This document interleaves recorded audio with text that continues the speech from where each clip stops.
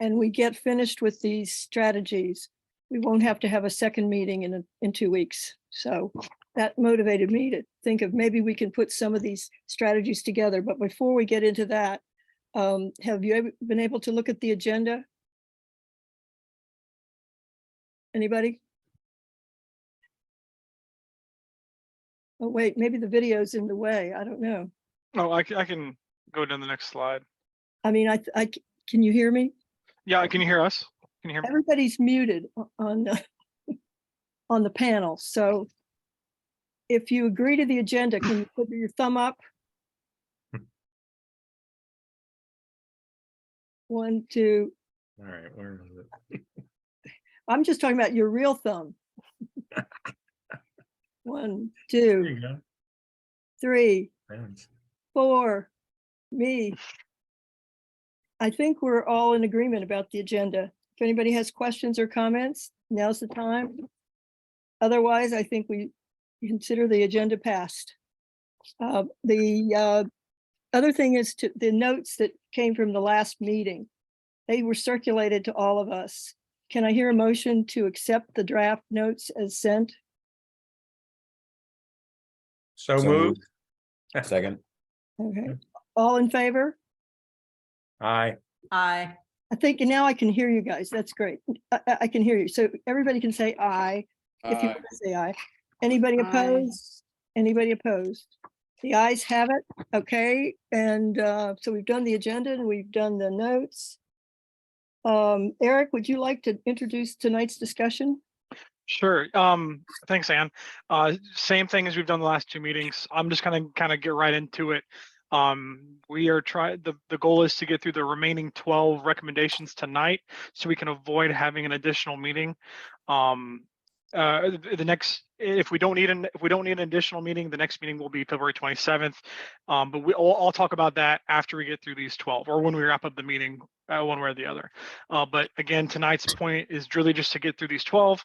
And remember that we're trying to work towards a consensus here, right? We're trying to get towards that middle goal. You may not love it, you may not hate it, but as long as you can let the be okay with the group's decision, that's kind of what we're trying to get to. We're trying to just really make sure everyone's kind of on the same page and moving forward. So ideally, and you'll be able to, whenever you decide there's enough conversation about a certain recommendation, we can either vote on it or move on. And so we'll, again, same thing as last couple meetings. So to get right into it, we'll start with, can you guys see the recommendation or no? I have a question real quickly. Are we limiting this to 5 minutes again? I don't think we have to limit it to 5 since we Thank have you. only 12. I like that. Good. We might need a limit if we get closer to the end, but as I said, and I told Eric, it seems like some of these strategies overlap with one another, and so maybe we can put some of them together. Okay, so Eric, you're starting with this map. Yeah, so the first recommendation that we need to discuss is the increase the multifamily land inventory within communities of opportunity, transit-oriented development policy areas, difficult development areas, critical corridor policy areas where there is an existing or planned transit, and areas with existing infrastructure to accommodate workforce and affordable housing. Staff has edited this to take away the transit-oriented development policy areas simply because there are none in Region 4. So with this, we also had a brief conversation with ACDS, and their comment was that this is a top priority housing recommendation, simply because their rental needs analysis shows that there's a severe lack of rental housing units in the market for Region 4, and this would help with their mission and their drive. So they are a proponent of this recommendation. Just for some backstory on that. So I'll open, if it's okay with you, Ann, I'll open it up. Holly does have her hand raised. I do. May I speak? First. Okay, what is communities of opportunity? Is this a technical term that has a standard definition? That's a great question. So our communities of opportunity are defined in Plan 2040, and they are areas that have strong schools, strong housing markets, low concentrations of poverty, and healthy economic characteristics, excuse me.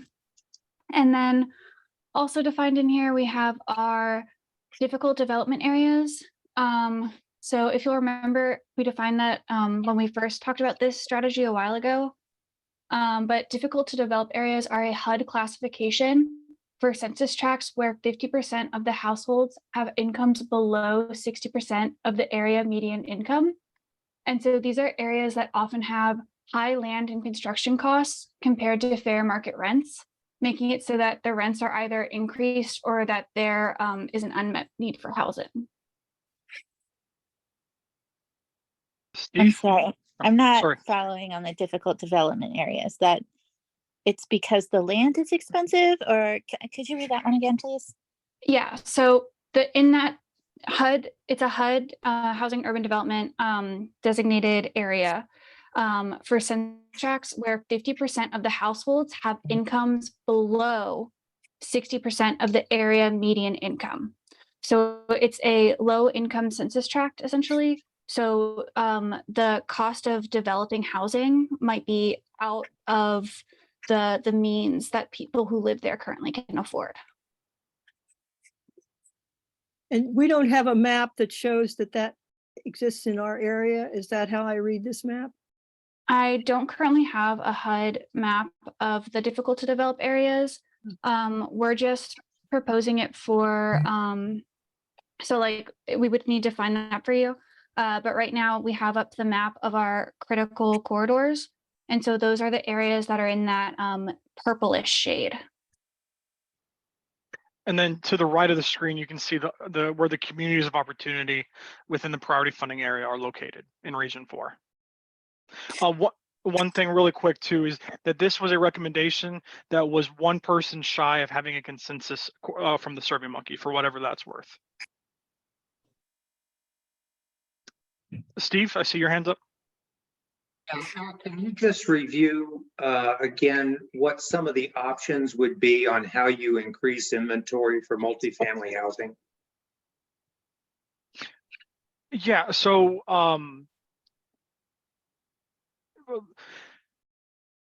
part of it is the rezoning aspect, right? Depending on and we're gonna talk about zoning at a future meeting. That's going to be, you know, March and April before and later on in the process. So the zoning is going to have a lot to help with the potential increase in the multifamily, because, you know, zoning designations will help limit or restrict what can or cannot be developed in certain areas, right? You're not going to find multifamily apartment complexes on R1, right? So but that is a big proponent of that. And then, well, let me be a little bit more specific. You know, cluster development right now can be put on pretty much R2 and above, right? That's my understanding. So are we talking about multifamily housing, potentially the same thing, or we just, if you take a look right now at Broadneck and Arnold, for instance, there are only 7 R15 parcels and 2 R10 parcels currently zoned that way in all of that area. So are you looking at more R10 and R15, or is this like a cluster concept where potentially apartments could be on any one of those bulk parcels of R2 and above? So I mean, that would go down to the code regulation, development code regulation, and that would come down to what can be built on the certain zone, right? So with that, this is just simply saying that in certain areas we should evaluate a potential for more multifamily, and one of those areas is the opportunity, communities of opportunity. So, but the zoning regulations is be what drives this potential change, if there were to be a change. So I understand you're trying to keep us on a bigger picture, but I guess what I want to know is I want to be able to add, when we get to the zoning piece of this, that kind of specificity. You know, I want this definition to not be that broad about options, but say this is only about finding, you know, a certain percentage of R10 or R15 or whatever, you know, it's going to be for multifamily, and not allowing it to be such a broad range that they could be built on, certainly not on our 2 parcels. Or And I see R1. Christina has got her hands up. Yeah, Christina. Yeah, I thought I'd let the discussion go for a while. I think, so you were talking about the cluster bill.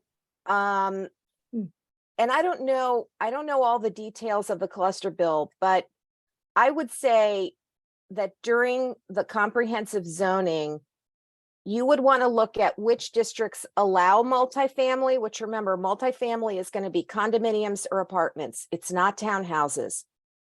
And potentially identify areas within those mapped overlay areas of communities of opportunities and priority funding areas where maybe we could rezone some land to allow for it. That would be one thing that you could do through comprehensive zoning if you all adopt, you know, this recommendation.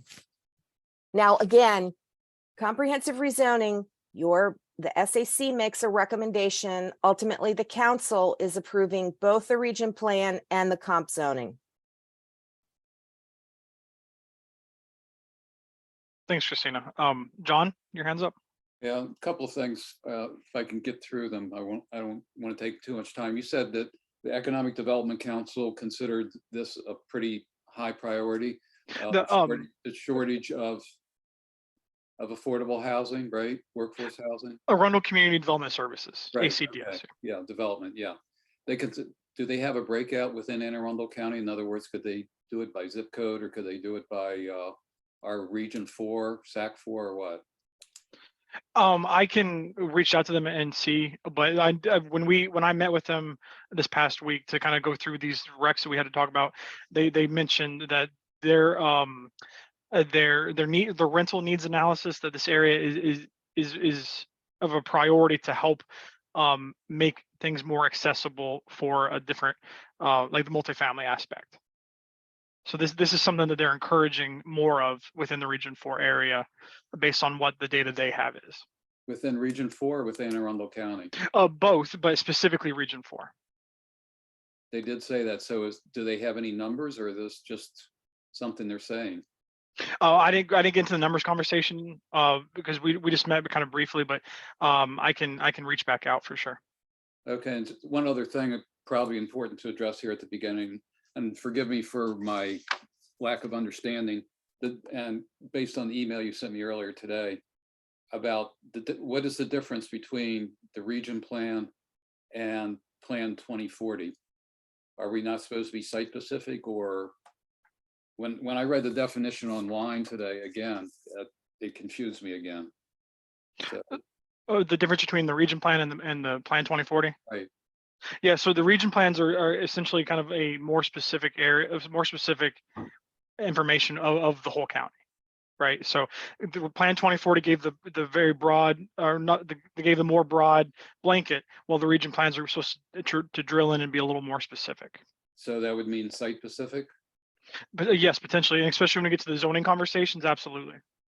Okay, so I think it's important for us to understand where this need is. Yeah, and so the need for this example, for this recommendation, we're discussing the communities of opportunity highlighted in that map on the right, as well as the critical corridor policy, so you can see on the map on the left. Okay, and that's also just the first word, the verb increase. That's pretty specific. Increase the land inventory. So that's saying rezone to me. Yeah, I think it does say that. I'm concerned because this is, I know it's a very important issue all over the country, and I know that ACDS is trying to house people.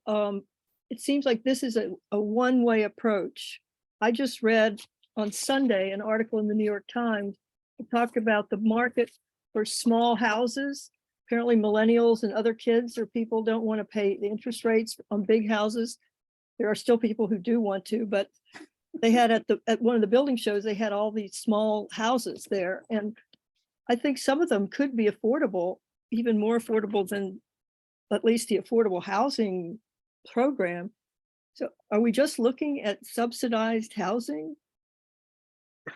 Not necessarily, no. It can be all types of housing.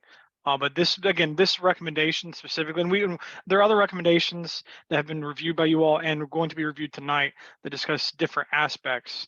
But this one is just simply the land inventory for a multifamily potential.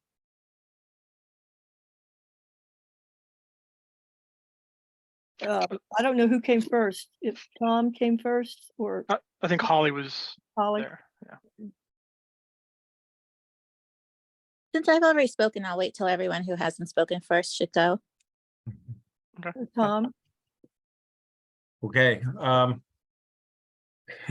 find this one really interesting. And I don't understand in terms of zoning exactly how zoning can be changed and whether it can be changed for small parcels. I sent out something to the group just a little while before the meeting. And I thought this through and I identified, I think, 8 different areas that would have some potential for possibly redevelopment.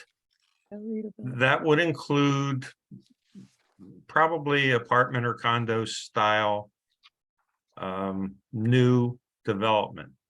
And, you know, every one of them I look at and I think practically every one of those 8 is currently owned privately. And there's probably quite a long road to hoe to get those kind of things converted where they could be developed in what we're talking about. And I honestly, unless someone can identify other possibilities of where do you put this kind of housing, where would it readily be easy to develop something with the existing layout and zoning. You know, I think this is actually something we ought to do, but it seems a very complicated process to actually bring it to fruition. So I'd just be curious on what everyone else thinks. So on that note, Tom, I think you make a good point there. And if you look at the last couple like lines of this recommendation, it says and areas with existing infrastructure to accommodate these types of housings. So I think with the point, from my understanding of the point you're trying to make, that we want to make sure these areas, this types of development and redevelopment occur in areas that are suitable for it with proper infrastructure. We did our best to try to reflect that aspect into this recommendation. So does that make sense? Is that kind of where you were going? Largely that's true. But you know, I mean, I think the other aspect of it is where can you identify the parcels that are possibilities and what kind of financial facilities or what kind of mechanism do we have in place that could bring something from private ownership or can convince private ownership to redevelop their areas? could we say consider increasing the multifamily land inventory? I hear you, Ann. So part of it, I think, is that it can, the properties that we're talking about, the parcels, they could remain in private hands. Yes. One aspect that you asked about earlier was the comp zoning process. And so we are undergoing comprehensive zoning as part of the region plan process. And so it's kind of a 2-piece process where we're looking at the adopted plan land use map from Plan 2040 and seeing, are there areas where the adopted plan land use and the existing use don't match the current zoning? And so then we would rezone to match the plan land use map. But that also affords us an opportunity to look around and say, okay, well, this area is in a transit-oriented development area, or sorry, it's in a critical corridor area. There's a bus stop right across the street, and this is currently zoned maybe C2, but it's an office building that's quickly losing leases. And so we could potentially go through the process of recommending that that property be rezoned to something like R15, R22. So if we were to follow through with this strategy, now would be a great time to do it, just because we are entering that comprehensive zoning piece of our. Okay. And planning. with respect to the zoning process, is there any limitation on the size of the property that can be rezoned? So could you have an R22, 1 acre, 2 acre parcel in the middle of, say, you know, something that was commercial? Great question. It would require staff analysis, and I think that we would provide our insights to try to best address to make sure that we're providing recommendations for zoning that really match the existing land use and the parameters of the parcel. So that would be like Okay. addressed in the staff analysis. One other question, because I have too many questions, but one more. The possibility of creating structures that are, say, commercial retail space on the bottom and apartment type condo housing above, is that a definition that currently exists, and is that something that's easy to move forward with, or is that a whole new, you know, something that hasn't particularly been developed before in Region 4? No, you're good. So that would be called mixed use, and we currently have, I think it's 4 mixed use zonings, but they all come with their own stipulations.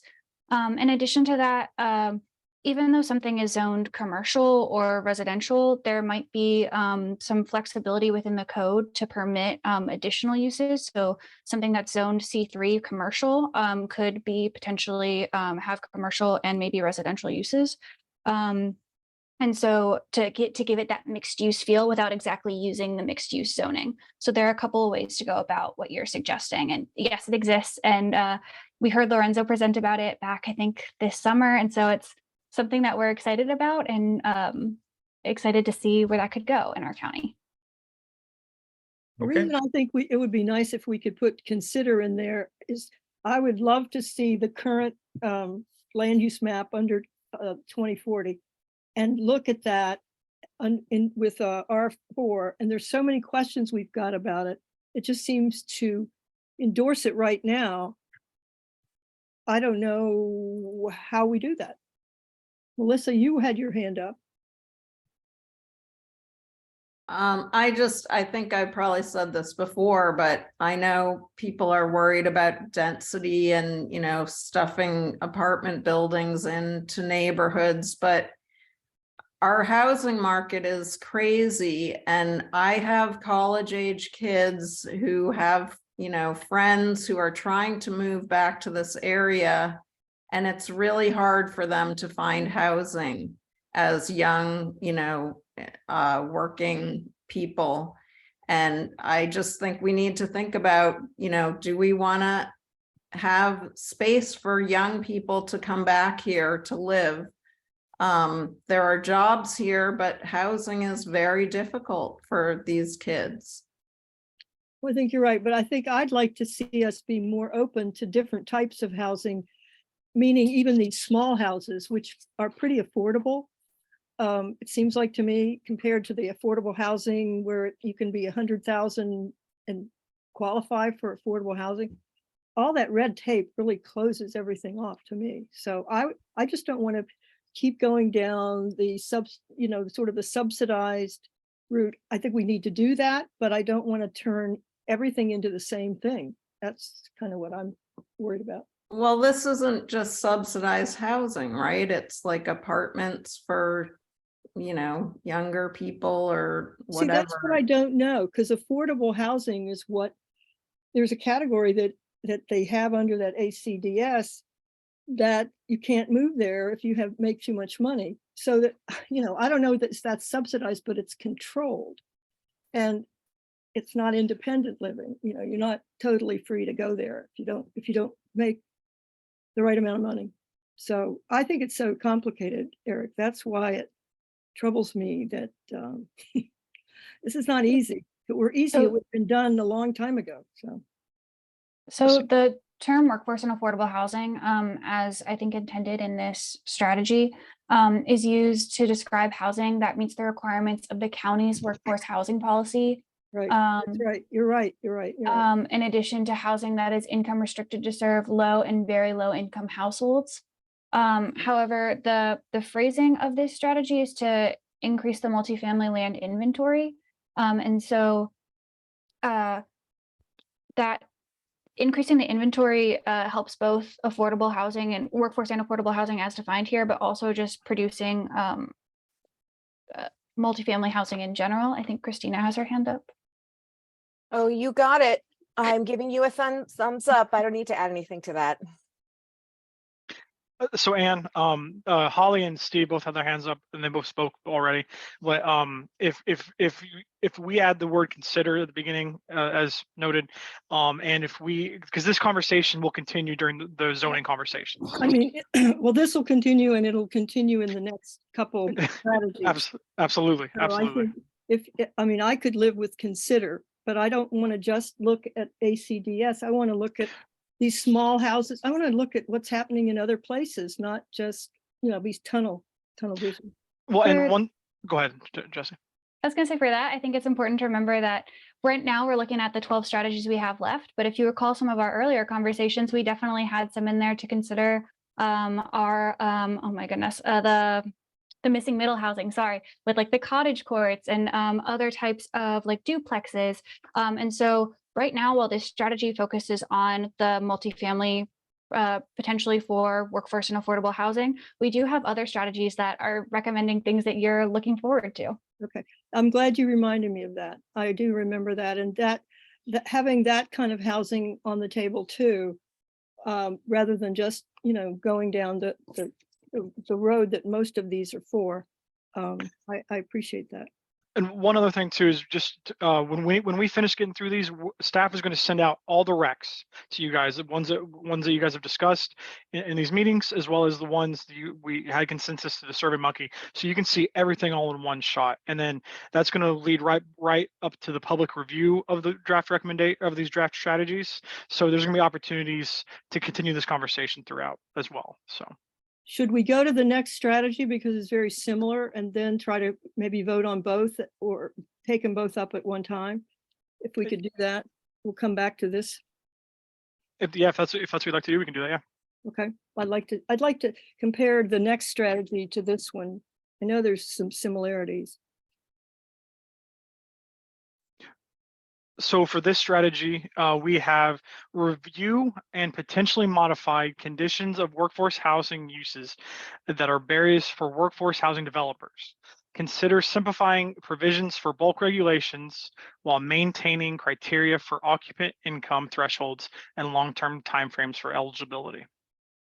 So the goal of this strategy is essentially to have an open communication with ACDS and developers to determine the requirements of workforce housing and which ones may be barriers that aren't that are kind of limiting the development of workforce housing without really adding to the conversation much, and to try to potentially modify those so that we can really maximize our availability of workforce housing.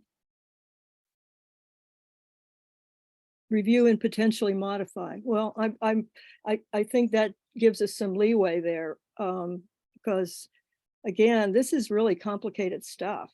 And I think to me, this is very similar. So who else? Oh, Holly, I don't know. Steve, do you want to say something? And I agree with you. If you put consider on that last strategy that we looked at on the front end, then I would definitely support it. And I support this also with the words potentially in there. Yeah. And I think I've said this before. If someone would come over to the area that I live in, that has R15 density zoning, take a look at the way that that area has been developed, which also includes a multi-story tower, among residential, property, that it provides an insight as to what could be. And all I would say, and this kind of goes along with what Tom was talking about, is that the reasons that some of this fits well here is because we're bordered by 2 shopping centers with some restaurants and, a hardware store and stuff like that are within certainly walking distance, but very easy biking distance of places that help to cut down on transportation needs.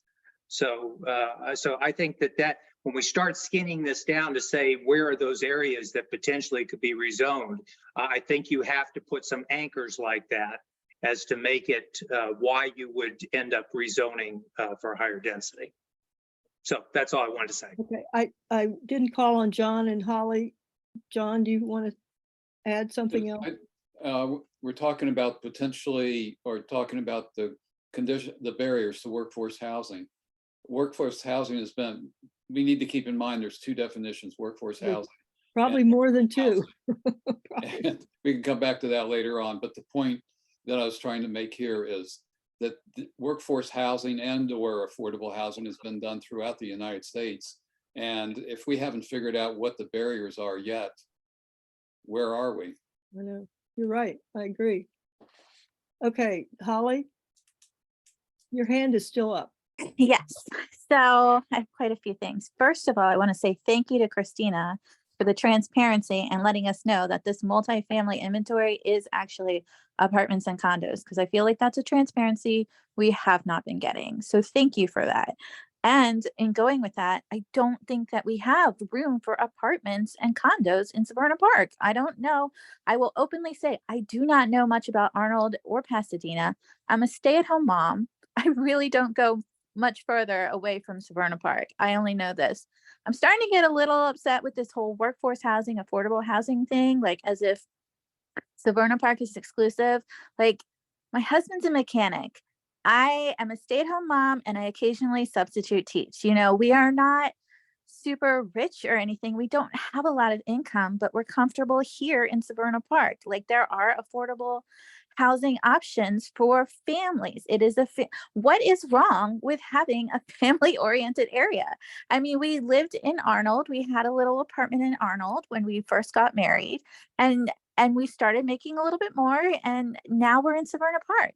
But I don't understand why there's this need to bring in so many people. I mean, our schools, I'm still completely outraged and devastated that Severna Park has opened up their schools. I am totally pissed off that, like, everyone keeps saying, well, it's complicated math. I want to see the complicated math, but I digress. Like, there's maybe 10 seats, if even that. And we want to put in apartments and condos. Where are the kids going to sit? What about those schools? I mean, and you say that people aren't living and working in here, but they are. I told you, I substitute teach in these schools. Half the teachers at these schools are in Severna Park, if not more. So I'm getting a little frustrated here. And the last thing, I know I'm getting upset, but the last thing is, if we're talking about kind of housing and density and increasing that in Severna Park, we're going to do a real disservice if we try and crunch this out in 2 hours for 14 recommendations. I would not be happy as a citizen of Severna Park. That's enough out of me. Thank you, Holly. One thing I would like to add, I forgot to mention at the beginning of these first 2, is that a lot of these recommendations tonight, when we talk about code revisions or any type of thing that needs to be adopted, this will go through county council, and there will be public processes for additional input. And so when we ask you about these recommendations tonight and previous ones as well, we're just trying to get your input, right? And there will be other groups and other potential consultants or whoever doing the work about this, and eventually it will go to county council for their approval. And again, there will be public process for input and other things as well. Well, can people live with review and potentially modify and consider in the other one? And do you want to try to do the roll call vote like we did the last couple times, just to see I where we think- stand? I think that would be helpful, Jennifer. I mean, yeah. And would you like to vote on them both at the same time or individually? Why don't we say number 1 and number 2 and Okay. to make it a little quicker. All right. So I think we're going to start the vote with the one on the screen. It's the box highlighted in blue, starting with consider an increase of the multifamily land inventory. Tonight, I'm going to start us off with Kevin. So Kevin, how do you vote? Aye. Tom, Aye. Steve, Aye. Shayla, Aye. Walter. He's not here. Oh, sorry. Thank you. Holly, Nay. John, No, Anne, Yes, Michael, Yes. Amy. Yes. Is Bo on the call tonight? No. Okay. Emma, Aye. is Lauren here? I'm here and I vote yes. Thank you for your vote. Lori, Aye. Melissa. Aye. All right, let me double check that my formulas are formulating. All right, it looks like the ayes have it. well, right. you're right to take each one by themselves. If we said aye for one and, nay, and you've got so calling them separately is a good idea, Jessica. Thank you. So now we're going to take the vote on this strategy that's in front of you. It's the box highlighted in blue, beginning with review and potentially modify. I'll be starting the vote this time with Tom. Tom, how do you vote? Aye. Steve, Aye. Shayla, Aye. Walter. He's not here. Oh, I'm so sorry. I keep doing that to us. Gotta make a note of that one. Holly, Nay. John, I really want to know what the barriers for workforce housing are. We're talking about it. This is an open book to me and I cannot support it without knowing what the barriers are. I understand. Anne, Yes, Michael, Aye. Amy, Aye. Bo is absent tonight. Emma, Aye. Lauren, Aye. Lori, Aye. Yeah, I might have to, those are like the 2 in a row that sound, yeah, Maybe so that's I'll good, start maybe saying it's last bad. names if that helps. oh, no, it's fine. I'm joking. Melissa. Actually, it gives me a heads up. Aye. And then back to Kevin. Aye. All right. Once again, the ayes have it. Moving on. yeah, so which one are we on now? We're on housing 5. And it's right here. The one it's highlighted in blue. Explore creating a funding mechanism or expand the scope of the Housing Trust Special Revenue Fund to reduce development review fees, water and sewer capital connection fees, and some or all impact fees for income restricted housing projects, regardless of nonprofit/for-profit funding structure. Some of these I feel are taking away money from the county that they may need. We may need higher taxes, but I guess we do have a tax cap. Seen several, get rid of this so that developers lessen this. Explore, I guess, I can live with Explore, but it's another one that I know very little about.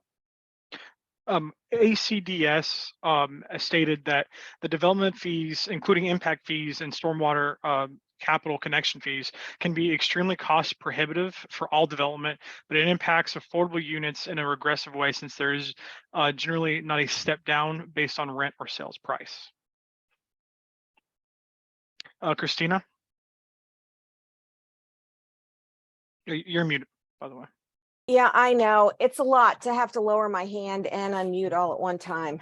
I just wanted everybody to know, I did a little research on the Housing Trust Special Revenue Fund. That was something that the General Assembly granted the county authority to create in 2021. And then for fiscal year 2023, the county, through its budget, actually put $10 million in the fund. It's funded through every time a piece of property transfers, there's a little bit of tax that then helps to fund this Housing Trust Special Revenue. And if you look at the notes, if Eric scrolls down in this column F, you can see all of the information. And then there's actually a section in the code in Article 4. The information in Article 4 is pretty broad. I can't tell from that language how strict the use of these funds are. Is it only for new construction, or could it be used for other things? So I made a suggestion here of potentially looking at something like explore expanding the scope of the Housing Trust Special Revenue Fund to reduce development review fees, water and sewer capital connection fees, and some or all impact fees for income restricted housing projects, regardless of nonprofit or for-profit funding structure of the developer. It's slightly different wording from what we have up there in row 4 under column F.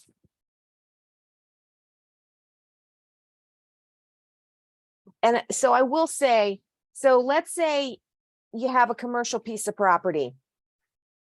Commercial property is not a big user of sewer and water generally, but housing is. Generally, each housing unit needs 250 gallons of water and sewer every day. That's what we allocate for a housing unit. So a lot of times when you have a commercial, let's say you have a commercial site and you want to redevelop it as affordable housing. The connection fees can be very expensive because the existing commercial site doesn't have enough sewer and water allocation to support the new development, and the infrastructure, let's say the pipe sizing, the water pipes coming into the site and the sewer pipes leaving the site may not be big enough. So there may have to be expensive upgrades. So this is one of the stumbling blocks for putting affordable housing on properties that need redevelopment. So I actually think this is something that would be a very good recommendation. Well, I do think if you can expand the scope of the Housing Trust Special Revenue Fund, because we're hoping to build more than a few houses, I would think. We're going to need more than $10 million. John? I have an issue with a lot of things. I don't think I've ever said no so many times in my life as apparently is going to be the case tonight. But to me, I want everybody to be treated equally regardless. And when you start saying that the lower income places need to have a special helping hand, we have all these oblique type suggestions to do that, instead of really looking at the program in total. And just again, I just think everybody should be treated the same. I know we are going to have a few more things coming up later on that have to do with waiving educational requirements, or we waive these requirements or reduce these requirements for affordable housing. And it's kind of almost like, shouldn't we be fixing the problem? If this is so expensive, shouldn't we be trying to drive down the price of all housing? So all of this just is hard for me to accept, all these exceptions and oblique references and directions. It seems like we do need a paradigm shift, because we've been looking at stuff like this for, I don't know, 15, 20 years, and we still don't have many affordable houses anywhere. Well, that's So tough to do. Mhm. The key point is what works, and we're having these suggestions all on housing. I understand it's coming from economic development, but let's address the bigger problem. Why is housing getting so expensive? I mentioned in a paper that I'll send out to you shortly, when we had a presentation from the lady from Maryland Realtors, and she said the average cost nationwide was $90,000 of government requirements and process. And probably likely it's much higher here in Maryland, especially Anne Arundel County, because of the environment situation. So surely there's got to be a place in there somewhere where we can reduce these costs, and let's study and find out what they are instead of using these things. Have these programs been done elsewhere? I mean, to me, it's like there's no background as a general rule to what's going on. We have to research these things. And I'm not seeing what the problem is that we're trying to really solve. I understand reduce the price of housing, but why do we make it even more complicated to reduce the price of housing? Okay, Tom? Yeah, I'm even understanding that, we're just sort of the front line of this, and that it's got to go through various reviews. I still have some issues when I look at something like this and I can't really grasp the potential financial impacts. And this is one that really, I'm like, how much money are we losing by making potential changes like this? And when I say we, I mean, how much is the county losing? And, how does that actually impact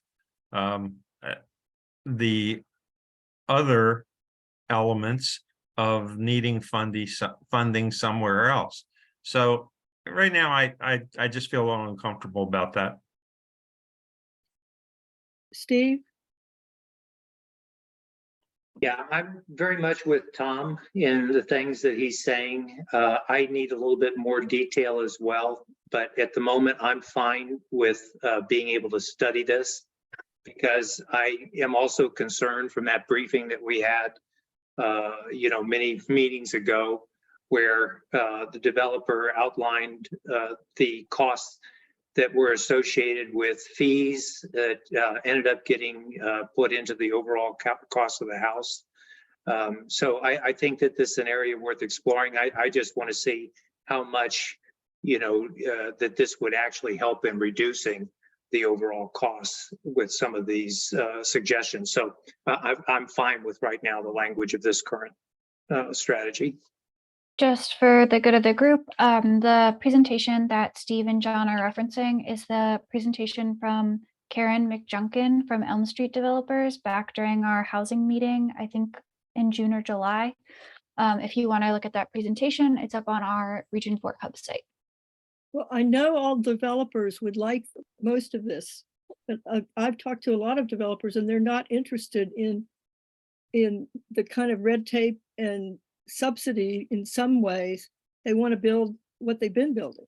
And so we got to find some market or builders who are going to be able to do something different. So to address how this is a little bit different, so I agree with everybody that's saying that these costs are high and that it's strange that these costs are so high. But I think it's important to remember that we're talking about this one in terms of workforce and affordable housing, because whereas market rate housing has a little bit of leeway to potentially pass some of those expenses on to the renter or the buyer, this is affordable and workforce housing. And so it's really trying to help to protect some of our more vulnerable community members that can't really afford to bear that cost when it comes down from the developer. And so that's why this one is specifically important. While we could add in another strategy as a group to try to lower these costs in general, even if we did, it would still be important to have this strategy here because, like I said, we're trying to protect those vulnerable populations that can't bear that burden. Anybody? Emma? Emma, Yeah, just very quickly, and I know I'll probably like throw a wrench into this, but if you were to start to add language that would equalize it, I would actually be more against this because for the very reasons that you just outlined, Jessica. I'm not sure I understood. Could you, Emma, Could you state that again or tell me what I'm missing? The reason that I like the language of this particular one as it is because it allows for what Jessica has outlined, which eliminates or takes away some of the burden from some of our more vulnerable folks in our communities who, as Jessica said, wouldn't be able to afford like the fees to cover that as much. But if we were to start adding language that would like equally lower those fees, that's defeating the purpose of what I think this is trying to accomplish, and I wouldn't support it. Do we have enough information to vote now, or do more people want to speak? Oh, I'm sorry, Melissa and Kevin are, no, you didn't raise your hand. I'm just looking at, you're muted. Never mind. Anybody want to go ahead and vote? Let's try that, Jessica. Okay. So this round, I'm going to start the vote with Steve. I believe we're voting on the Christina suggestion. That's the box that's highlighted in blue, starting with CRP suggests explore expanding the scope of the Housing Trust Special Revenue Fund. Once again, that's that box that's highlighted in blue. There's no red text in it right now. Like I said, we're starting with Steve. So Steve, how do you vote?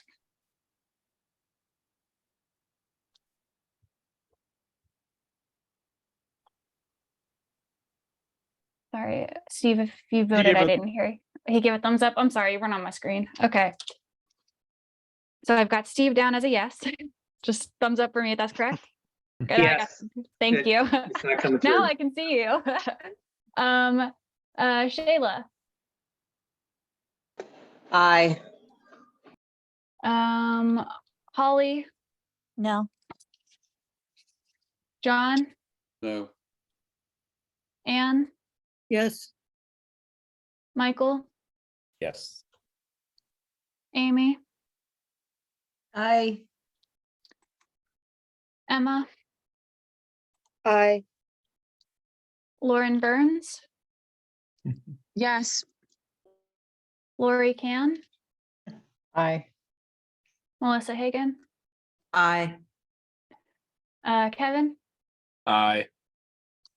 and Tom. Nay. All right, let me double check my formulas.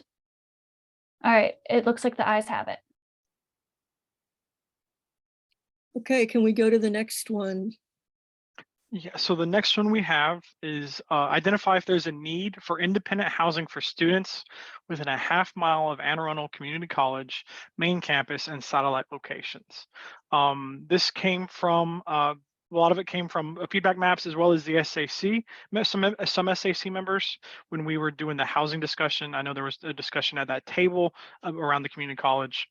So this is why this is in here, as well as ACDS is supportive of this policy, and they would also like to make a note that they would like to see this expanded for non-students as well.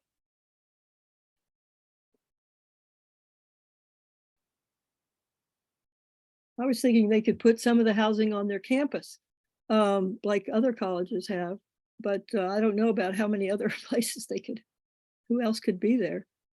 So while AACC did support our strategy of identify if there is a need for independent housing, they did note that they do not currently have plans to add housing.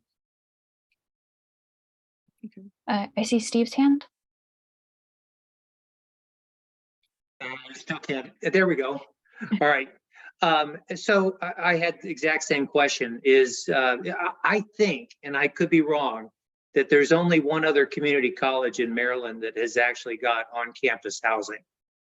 And so unless the community college itself was willing to take that initiative, that they felt that there was a need to do it and would do it on their property, I can't understand why we would be pushing housing for them. So the goal of the strategy is to identify if there's a need for housing, and that could be for students that don't live with their families either because they can't or they would like some independence or for other reasons like that. And so just to see if there's enough interest from the general student population to have some sort of independent student housing around the campus in a way that it would make it easier for them to get to their classes. And this one as well, if if this were to be come to fruition, off-campus housing, you're not required to be a student on off-campus housing, but if there is on-campus housing, from my understanding, a lot of colleges, you have to be a student enrolled in the university. So someone who recently graduated would no longer be eligible to live on campus, while a young professional who just graduated could still live in these areas that are potentially, better suited for their financial as well as their young lifestyle. Shayla? Appreciate. I'm sorry, the kids are making birdhouses, so sorry I'm trying to get away from the hammering. They're on the going right on. subject of housing. They're on our housing subject. Yes, they're working on the housing for the birds. So I work with AACPS. My only consideration with this is, like Steve was just saying, I'm for it if they build it, if they're looking at building it on their own campus. My concern with this is, especially thinking of like my students who getting to campus is one of their barriers to education, which I am very highly concerned about. But at the same time, not only are they then having to get to campus, we're now also going into transportation because now they got to get food. Now they've got to get, so I feel like that opens up the door to an even bigger ongoing conversation because, okay, they have housing, we've got them the classes. Now, how are they getting around? So we're creating multiple hubs. We're a housing hub and then a transportation hub. And I just see that kind of becoming a cluster. Kevin? Yeah, I just had a quick question. Well, I'm looking at the original and then looking at the new language. I was wondering if it's possible to kind of wrap both into one. So if you could kind of like an if and statement, like identify if there is a need, then you could put and identify property. I have it written up. I'll send it out, but just to wrap both into one statement so that we're not kind of, if there is potential, we also have the ability to identify those properties. That's it. Jessica, did you get how that would be changed? I think I understood. I see Lauren's hands. Oh, Kevin sent it in the chat, so. Okay. Lauren? Yeah, I kind of feel like AACC already is a hub for a lot of needs for students. So having options for housing on campus or adjacent would just be an added benefit long term. There is a cafeteria, although it's not at the same scope as like University of Maryland, like the dining hall, but just something to think about too. Jumping off from that, I think one of our previous strategies also included either increasing I think it included increasing transportation connections to AACC and surrounding communities. So Right. I remember that. Yeah. Any other questions or comments on this one? Can we call the roll? Do we want to see what Kevin, do we want to put Kevin's proposed? Tell us. Oh, what sorry. Kevin- It's taking a question, didn't finish copying and pasting.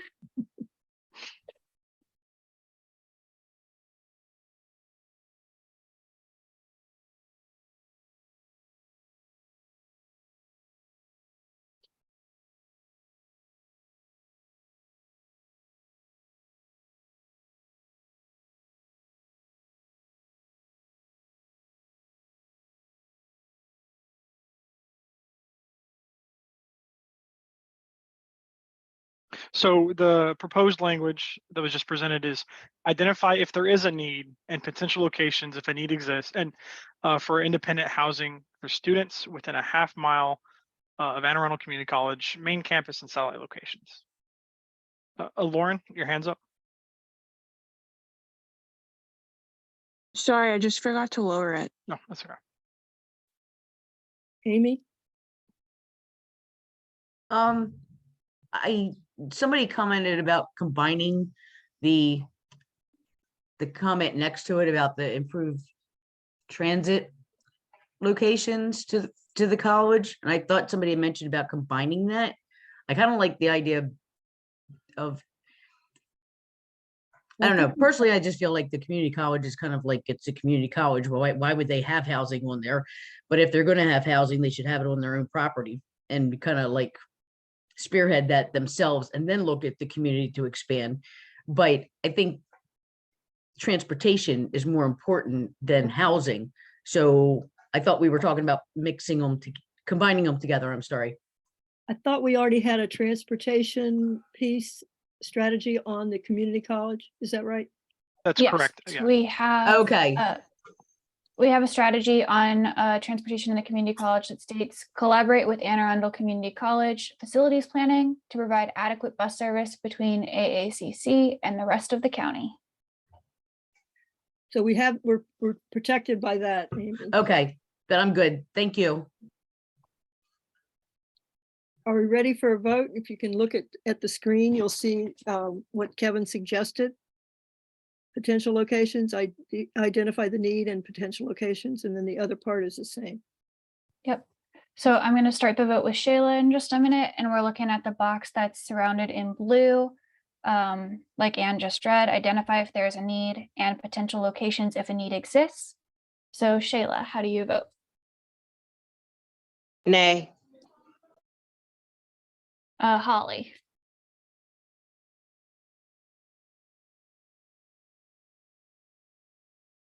Nay. Oh, she said nay. Sorry, I was interrupting you. John.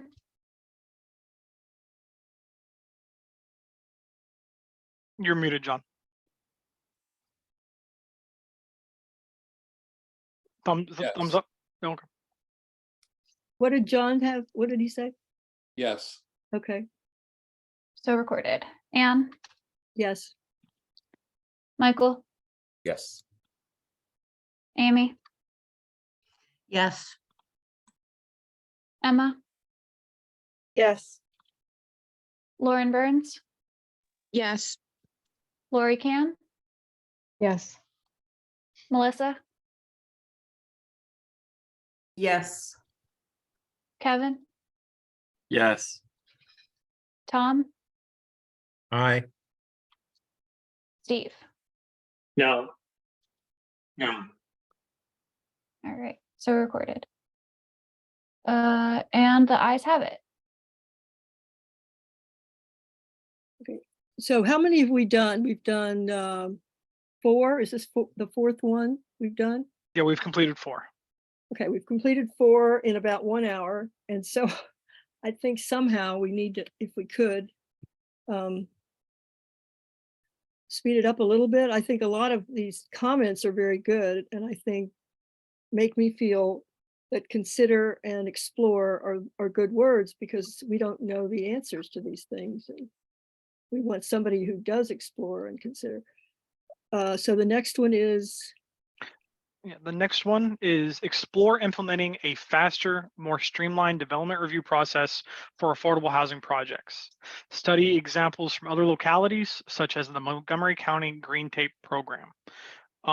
ACDS noted that this is a big barrier that they hear quite frequently when it comes to these types of projects. And as Anne mentioned a minute ago, this is simply recommending someone to study this further. Just a little bit about the Montgomery County Green Tape Program. It reduces red tape for affordable housing development. Time is an important component of the development process, and reducing red tape can save time and money. That's really important for affordable housing projects that are trying to get grants. If they're on a certain timeline for getting that grant funding, and then they get held up in the development review process, that can really throw things off. So this is just to try to streamline those projects a little bit. Are we ready for a vote? It doesn't sound dangerous. I see Holly's hand went up. Holly? Yeah, I always get concerned when there's this rush to get rid of certain, I don't know, barriers or a faster, more streamlined development review process and all that stuff, because like, aren't they there for a reason? You know, like these reviews and like a barrier, when you say barrier, though, I guess that's not what this one is, but like a streamlined development review process, it just concerns me. It's like red flags, because I am also like a huge environmentalist, and that's usually what, you know, gets passed over when we're trying to rush through these things. So it just really concerns me.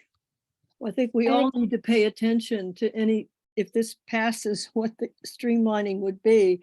I mean, I think I would have a lot of questions too, but this is talking about exploring and implementing. If it's faster, better, and still significantly protects the other pieces of our county that we want to protect, maybe it's fine, but we don't know. There's, oh, sorry, I was just going to say there's also an additional strategy that already passed to designate a dedicated county staff position to conduct review of affordable housing projects on an accelerated review timeline. So that would just go hand in hand with this strategy. If there's someone who's dedicated to reviewing our affordable housing projects, they have a more specialized knowledge, and then that would be a big part of their daily work requirements. And so that in itself would help to streamline. So they just kind of go hand in hand.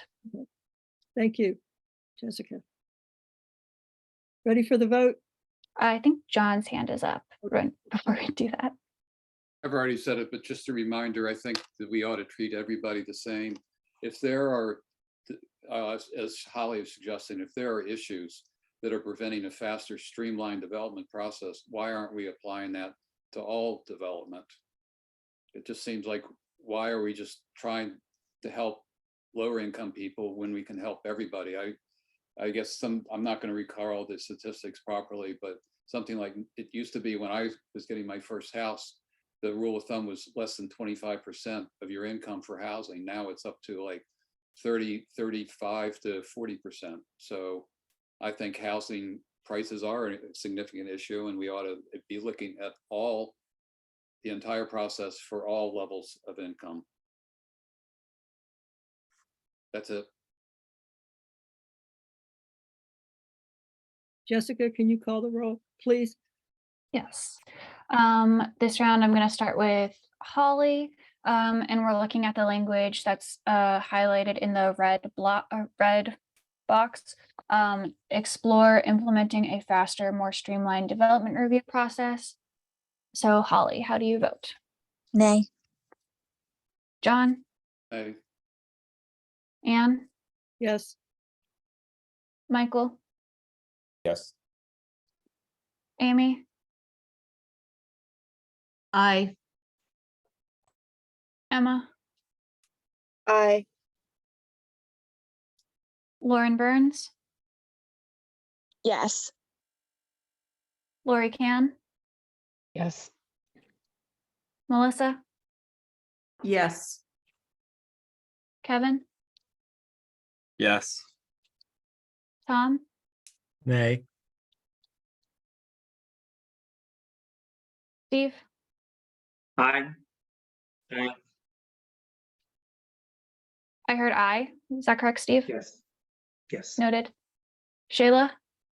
Aye. All right, and the ayes have it.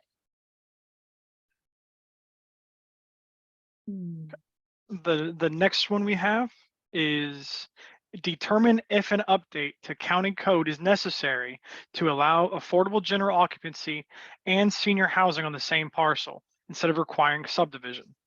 Currently, the code does not allow if the land is designated for senior housing, it can only be senior housing. So this, go ahead, Jesse.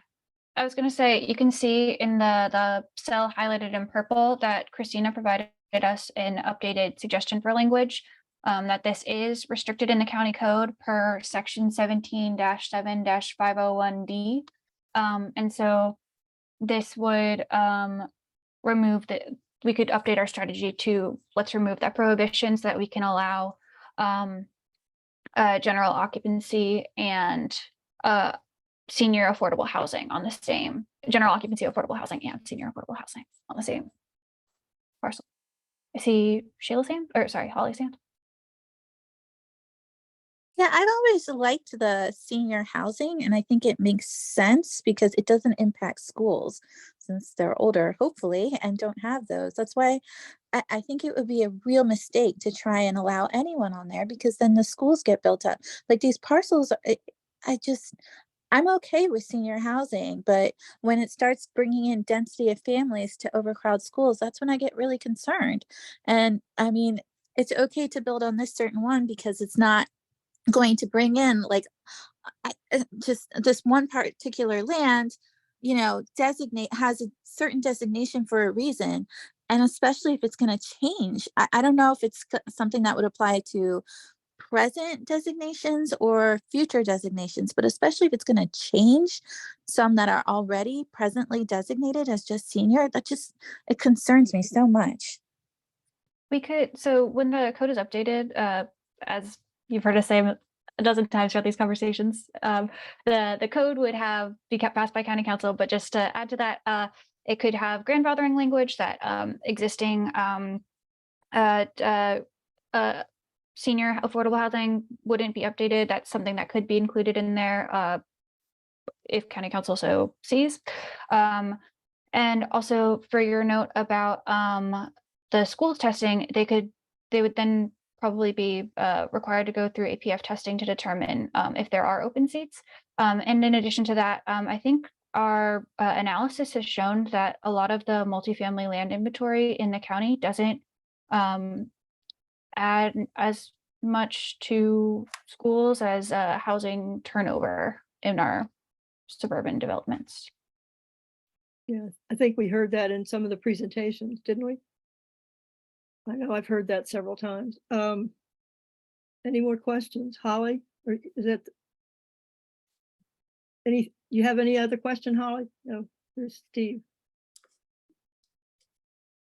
Yeah, I'm sorry. We probably have discussed this before. I just can't remember. But, when I take a look right now at all of the assisted living facilities or just senior housing facilities that are going up around the county, I wonder when this bow wave of baby boomers, passes, how many of those facilities will end up needing to be used for something else. And so I'm just trying to understand why we have the current rules that we have. Why is it that we keep the seniors separate? And would this potentially allow some of these facilities that we have right now to be converted to something else more easily in the future, like affordable housing or other types of multi-family use? Yeah, I do think that you make a good point about the generation that's currently occupying these facilities, and when that generation moves on, what is going to happen to these current structures, right? And I think depending how it moves forward, which would be determined through the study that would occur, I think that would help answer that question, because I don't have the answer right now about that, but I do think depending how the study occurs and the public input process and all that stuff, those answers would be resolved potentially. Tom?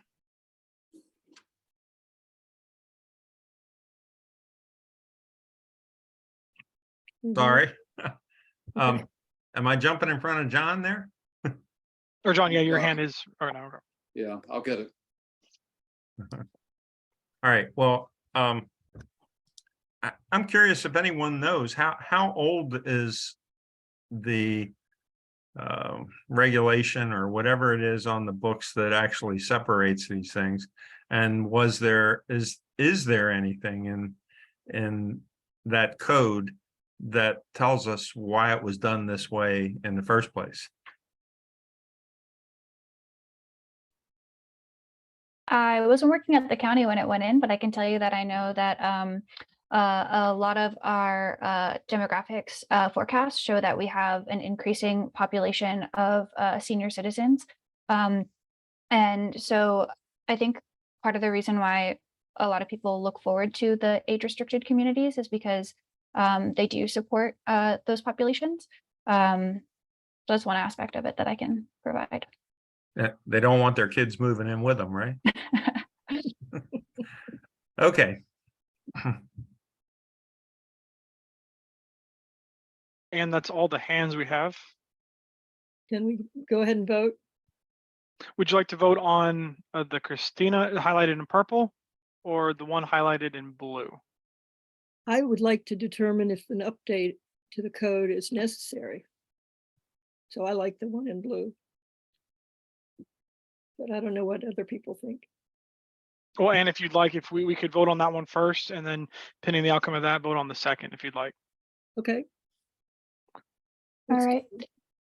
I'll start the vote with John, and just to clarify, we're voting on the cell highlighted in blue with the red text, determine if an update to county code is necessary. John, how do you vote? Yes. Anne? Yes. Michael? Yes. Amy? Sorry, cat was walking on my keyboard. Yes. Noted. Emma? Yes. Lauren Burns? Oh, I think Lauren had to hop off. So Lori Can? Yes. Melissa? Yes. Kevin? Yes. Tom? Aye. Steve? Aye. Shayla? Yes. Aye. And Walter. Not Walter. Sorry, Holly. No. It's a terrible place. Sorry. All right. The ayes have it. So we don't have to go to the other variant, I guess. We can move on if you'd like, yeah. I'd like to move on. The next one we have is explore and determine if the effectiveness of a pilot program to fill the funding gaps resulting from housing choice voucher programs and other assistance programs for which other individuals that need housing assistance may not qualify. Consider expanding the Housing Trust Special Revenue Fund scope to accommodate. So just to give a little bit of background on this, it's essentially saying that if there are funding gaps from the Housing Choice Voucher Program, determine if it would be effective to have some kind of program for housing assistance to fill that gap. Explore, determine, and consider, I think are all meaning we need. We're not voting to do it yet. We're voting to study and explore and determine, so, and look at the effectiveness of. So I'm okay with that. I'm just one of you, so please. Any more questions about this? Tom? I see. Yeah. Tom, do you have a question? Oh, sorry. Okay. Meant to take that hand down. Amy has a question. Can you quickly remind me what the Housing Choice Voucher Program is? If anybody on here knows, I just know it's one of the ways they fund people who need assistance in procuring housing, but I don't know any details about it. It includes a very low income, elderly, and disabled who cannot afford decent, safe, and sanitary housing in the private market. And that was a quote from HUD. Thanks. Yep. Emma? Yeah, I was just wondering if, I mean, again, I'm just one person, but I like the language that's in the CRP suggests, because it just seems tighter than in the one in cell F4, and just a little bit more clear in my opinion. and still maintains the explore and determine aspect of it instead of making it like something that they definitely are doing. So just for everyone who may not be able to see, it says explore the need, feasibility, and potential funding sources of a pilot program to fill funding gaps for people that may not qualify for the housing choice voucher programs and other assistance programs. And what about the note at the bottom? And the note below says, let the study explore whether or not the Housing Trust Special Revenue Fund could be used for this purpose or not. And that was based on the previous recommendation that it was passed about the study and of that trust. So that would be part of our recommendation? No, No, no. just a note. I don't think you need it in there, because if you're gonna study funding sources, you're gonna study that funding source. Yeah, I think it's a little redundant. okay. I think the blue square is pretty good. So I just didn't know if we needed to put the note on it, but I'm happier with just the blue square. Other people? Shayla? I just wanted to add that I think the way this is written, it answers some of the concerns that people had earlier when everyone was referencing how are we meeting all the needs of the community, because that is something that I would like to see explored. Is just making sure that things are going where they need to go. And then if we're not hitting certain marks for certain people who otherwise would qualify, what's going on there and why isn't that happening? Okay. Anyone else?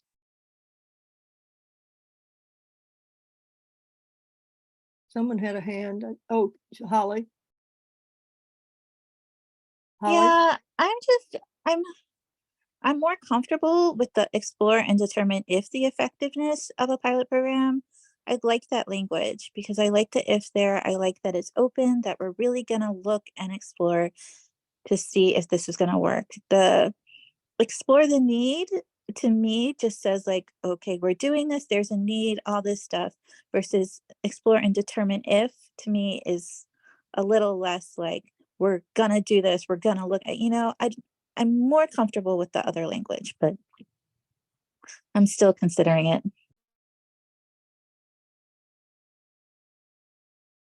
Anyone else have a preference? I mean, they pretty much mean to say the same thing. And I don't particularly want to pick one or the other, unless somebody else is. Did you want the red beginning, Holly, and the blue, not the blue. Red, explore and determine if effectiveness of a pilot program. You want that one? Yeah, I like that one. Any other comments on that?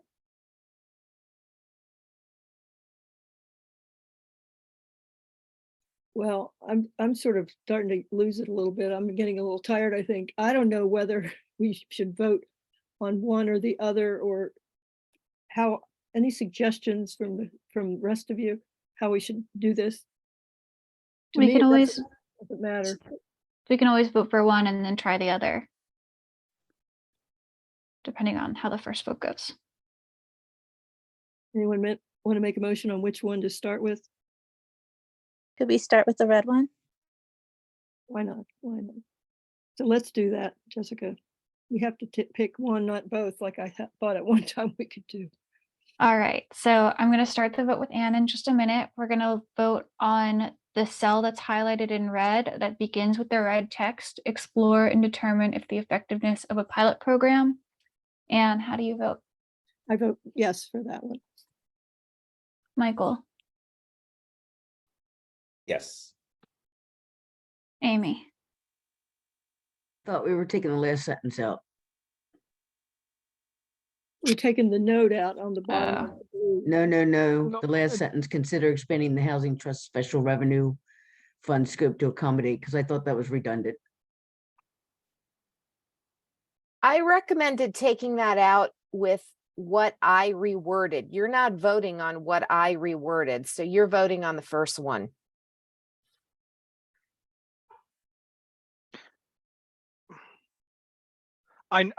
I know we're in the middle of a vote right now, but what if we just simply added explore and determine the effectiveness, feasibility, and potential funding sources? So of the blue square, get rid of the word the need and add explore and determine. Yeah, if the effectiveness of, and then put the rest of that. Yeah. So Sorry, I didn't mean to booger everything up. No, you made a very good point. Thank you. So I'm gonna edit that really quick. Wait, so you're changing it? No, I'm trying to incorporate your comment into the blue outlined square. He's adding some things, Holly, it's explore and determine the feasibility and potential funding sources of a pilot program. But it's explore and determine starts with it, and then feasibility, the rest of it all is in there. Okay, my favorite word was if. That's what I liked about that one. The effectiveness. If the effectiveness, okay. Probably Robert's Rules has a lot of things we should be doing about this. I but- think you need to keep voting on what you're voting on, which is the first one. I would finish the vote. Yeah, but I sort of changed my mind after I saw that we could do this over here. I don't really, I'll just vote yes on both, but you just Okay. go through the first one then that Holly wanted. So then the first one that we started, Anne voted aye. Michael voted aye. Amy? I 6-1. Emma? Abstain.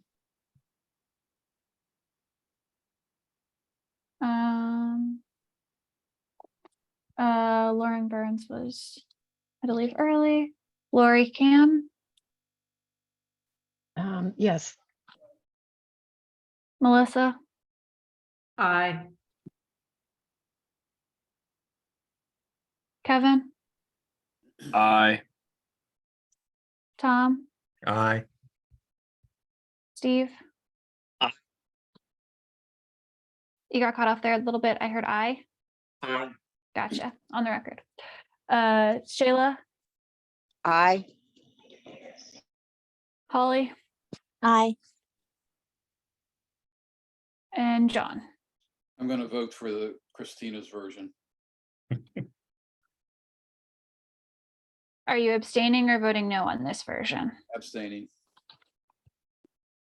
And it looks like the ayes have it. All right, Eric, the way this comes out on the screen, we've been on number 4 the whole time. I know we've kept changing it, but how many more strategies do we have to go? So we have 1, 2, 3, 4, 5 more to go. Okay, all right. Well, then we just need to keep going. Do people need to stand up and stretch or anything? We said we'd take a break, 5 minutes. So Okay, so then let's just go ahead. Okay. Moving forward.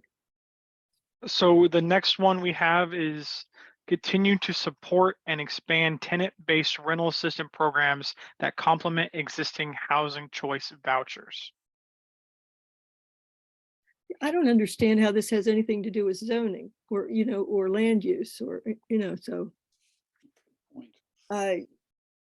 Sounds all right to me, but does anybody understand the connection?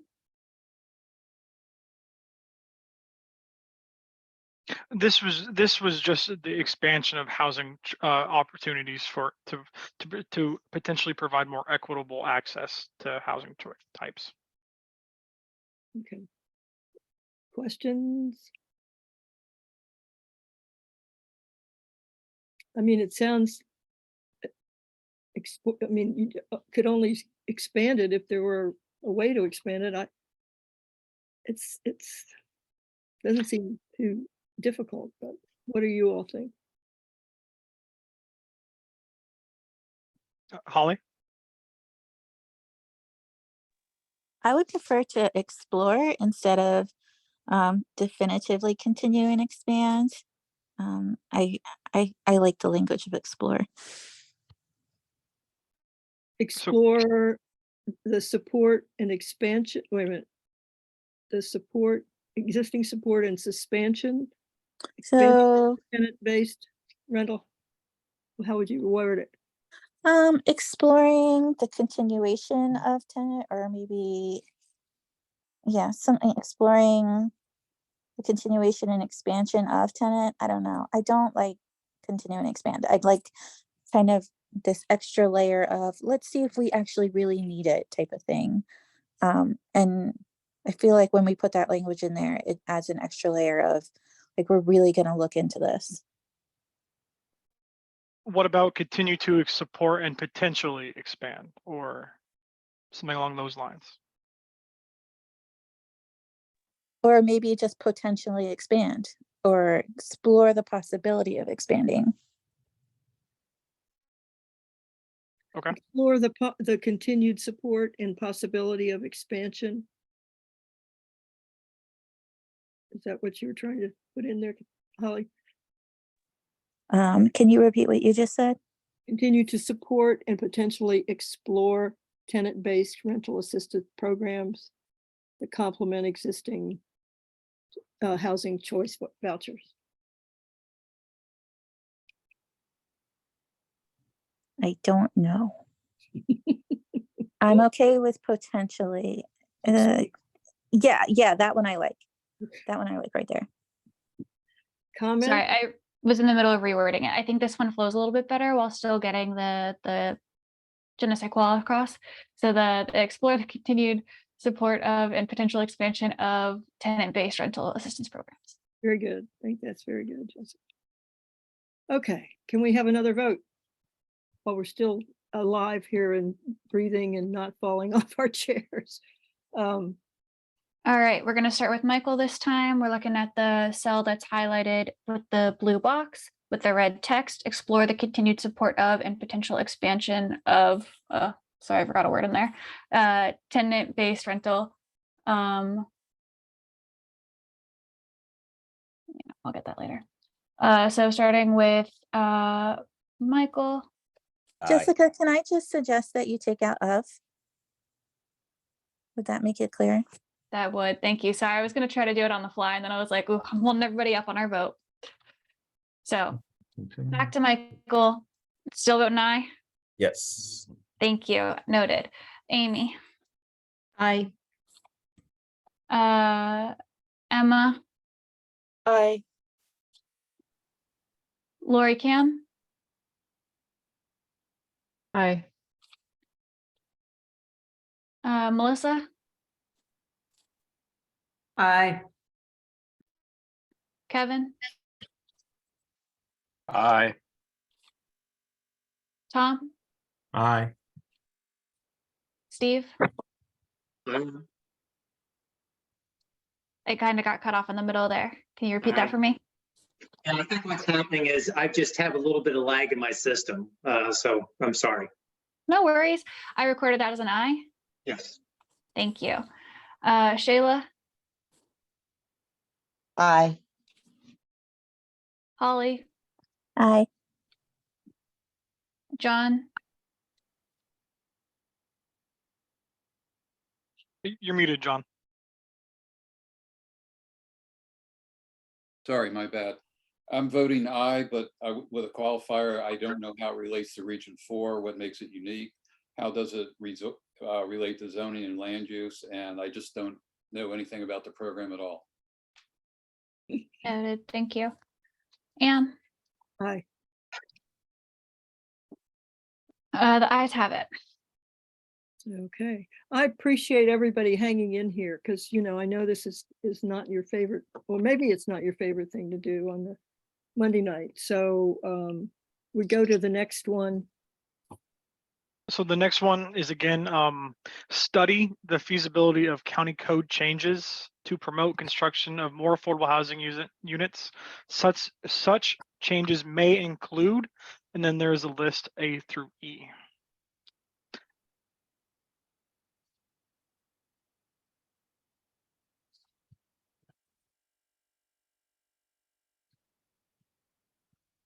I would like to note that below there's the suggestion language for from Christina to change E a little bit to allow affordable housing developments of up to 100 units in exemption from school APF requirements. Currently, this exemption is allowed for affordable housing developments up to 50 units. Yeah, I just want to say that E right now, it's an exemption from school vesting requirements. And that's not exactly what you're trying to exempt them from. You're trying to exempt them from school APF. And again, this is a study to study the feasibility of these code changes, and these are some that may be included. Okay, so this was, the vesting is going to be, they'll have an earlier vesting in A if they want it. Then changing or eliminating school vesting, eliminating. So some of these are, you can't do them all or you would undo stuff. So yeah, that's a great point. So this is to study the feasibility of code changes that may include the ones that are listed below. It may include others that are not listed below. And if we study the feasibility of the ones listed below and we find that they're not a good use of our time, then we study them. I see Emma's hand went up. Emma? Yeah, this this may just be unnecessary, but like maybe just because for this one, I feel similar to what Holly has felt for others, where it's sort of like, even though it says study the feasibility, it sort of has a connotation of something more certain. Well, maybe I'm just babbling and I should accept it. I was just gonna say maybe you can include like a caveat of like, no, never mind. I'm fine. I'm just babbling. Okay. If you come up with language that you'd like us to try to add later, feel free to put your hand back up. Holly's hand was up when we started. Holly? Yeah, I guess I'll just express, I hate everything about this. I mean, kind of, yeah. I don't like this at all. And I don't know how to make it into something that I would agree to at all. Everything about this makes me uncomfortable. Well, the going from 50 to 100 units scares me. If that were removed, the others are alternatives, but maybe that would be an alternative too, but I don't like that alternative. So. We could always remove that section E from this anyways. I mean, it's just a potential thing to study. I would also like to include that it was noted from ACDS that a big barrier to affordable housing is that they have a property in mind that they could move forward with, but that schools are closed. And so a lot of affordable housing units require a little bit of like the affordability of scale. And so they need to have so many units to make it affordable to make the construction to then put them on the market at an affordable rate. And so they would need those 100 units, and that they have the property in mind where they could put those 100 units, but that the schools are closed. Well, so this would help them out. It would really help them out, but it wouldn't help the parents out. You know, we have to think about the parents. Great point. That goes back to a lot of county analyses that show that students aren't necessarily coming from so many multifamily constructions as they are from the turnover of our existing housing stock. But that's a great point too, something to keep in mind. John's hand? Yes, first I put in chat a website link to the Anne Arundel County Public Schools, because they have begun the redistricting process. Oh, that's right, they have. Yeah. And they have in there an interactive map where you can click and see, you know, what the capacity of schools are and what the vacancies are. So that'd be really helpful to any of these discussions related to education. But to bring up a point I brought up before about what is equitable to me is, why would you take lower income kids and bring them into supposedly a better school system, and then say that they're not subject to the what's the word I'm looking for, the vesting requirements or whatever, that they can come in and make the school crowded. I don't get that. Why would we do that? Yeah, we're not talking about, I mean, we know there wouldn't necessarily be 100 children, but it would exempt an unknown number.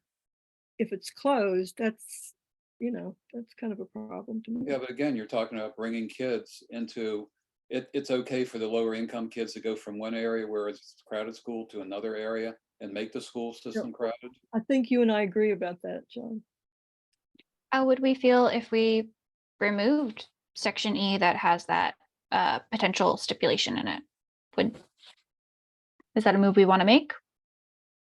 Hearing that a lot of people have concerns about that.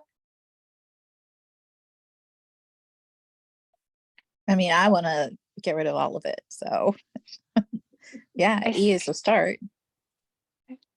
I see Kevin's hand is up. Sure, thanks. Two things that I might add something on, but if we don't go with Christina's language in E, I just make a recommendation that on the current proposal in E, the word vesting, I think this is part of what Christina was trying to get at, the word vesting be replaced with APF. Because what's going on here is just an explanation for everyone. A is allowing a developer to come in and vest in their school capacity before they have to submit plans. And this has a lot to do with how these types of projects are funded. Their timelines are tight. So if they can't get their school vesting and know they can keep moving in the process before they submit plans, it can really mess with their funding structure. So that's just an aid in that. And then E is actually exempting them out from the APF requirement. Yeah, I think the APF is the thing I'm more worried about than the. Understood. Yeah. And then, I mean, just generally, I mean, just looking at the language, I mean, this is studying the feasibility, and these are recommendations of things that we could study. So I think the more you have in here, the better, rather than getting rid of things now. Just my thought. Thanks, Kevin. Shayla? So I just wanted to note two things. One, can't, like I said, working for the school system, can we be careful with our othering language that I'm picking up on? All the students are all AACPS students, so I'd like to be careful with that language. And our schools are actually extremely diverse, and the othering is an ongoing issue, and it starts with us as the adults. And then second with that, I think a big thing that helps when we're thinking of the timeline, as someone who is a part of one of the schools and clusters that's part of the immediate revamping going into next fall, we need to realize that, like I said, I feel like A and E are kind of counter to each other, because typically the timeline for start to finish for a school being built is about 10 years. So I want everyone to put that in perspective as we're thinking about this. So I do get nervous when it says, like, I'm fine with the language that says to let communities kind of get in there earlier to get an idea of the impact they'll have on the school. I do like that idea. The same with on the environmental side, be mindful of their environmental impact. The negative that I see there is that I don't want them to then kind of be exempted from having to uphold that. That language makes me nervous. Is yes, they could take it into consideration, but then kind of given the option to opt out, I don't think that should be an option. Like, they've got to consider that and keep that as a part of the whole, because again, it's a whole 10-year process from start to finish for the school, and we don't want to change the entire demographic in the time it takes the school to break ground. Thank you, Shayla. Steve? Yeah, I just like to support a little bit about what Kevin was saying. You know, this is one of those strategies that actually has a fair amount of detail in it, and would be a good starting point, you know, for somebody to begin to work a good solution. And Kevin has pointed out before that, you know, in order to make one of these projects happen, they have to work within a certain timeline. If I recall before, some of it has to do with the kind of funding that goes along with these projects and how soon you have to execute that. So with the key word in front of this whole thing saying explore, I would support it.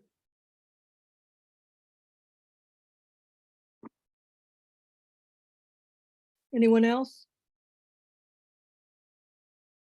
Did we hear from John on this one? I'm sorry.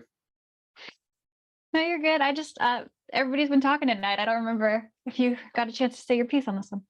Unfortunately. So any other questions or comments, or are we ready for a vote? Well, if we're voting, are we voting on taking out E? Is that what I'm assuming from what it looks like on the screen?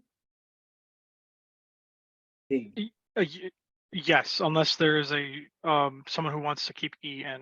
I know Kevin mentioned some points, but Well, let's call the roll the way it is. And Yes. All right, so I'm going to start this vote with Amy. We're going to be voting on the cell that's highlighted in blue, study the feasibility of county code changes. This one, you'll note, we have removed that stipulation of E. It was changed to APF per Christina's suggestion and then removed entirely. So we're going to start the vote on that cell that's highlighted in blue with Amy. Amy, how do you vote? Aye. Emma? Aye. Lori Can? Aye. Excuse me. Melissa? Aye. Kevin? Aye. Tom? Aye. Steve? Aye. Aye. Shayla? Aye. Holly? Nay. John? Yes. Anne? yes, Michael? Yes. All right, the ayes have it. okay. moving on to the final three. The next one we have is where demand allows for an increase in density within a half mile of Ritchie Highway and Mountain Road, and in accordance with the adequate public facilities, allow redevelopment to be incentivized with an increased density if one, no less than 10% of the total number of units are affordable or workforce housing. Two, improvements for the multimodal transportation network. And three, designates a minimum of 5% of the gross land as public open space. One thing I think, I'm not sure that it's, I don't know where critical area would come in. Would this override critical area? If it would, I wouldn't want to go for it. No, critical area is always going to prevail when it's more restrictive. I don't know if this area is in Well, there is some area, right? I'm involved in an enclave that's part of critical area right on Ritchie Highway. So. at Mountain Road. No, it's not that one. It's more in Severna Park.